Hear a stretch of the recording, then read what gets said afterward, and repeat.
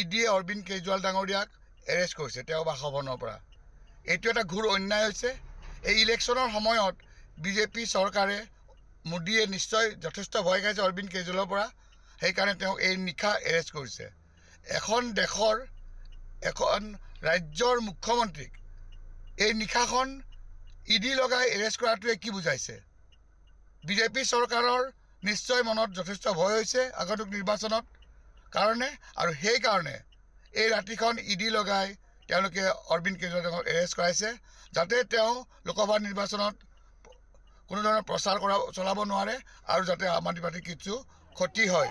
কিন্তু এই কথাটো মই তেওঁলোকক সোঁৱৰাই দিব খোজোঁ যে আম আদমি পাৰ্টীয়ে এতিয়া দুগুণ উৎসাহেৰে কাম কৰিব, আৰু আমি আগতেই কৈছোঁ অৰবিন্দ কেজৰিৱাল ডাঙৰীয়াৰ জন্ম এতিয়া প্ৰত্যেকখন ৰাজ্যত হ'ব, প্ৰতিখন জিলাত হ'ব, প্ৰত্যেক সমষ্টিত হ'ব।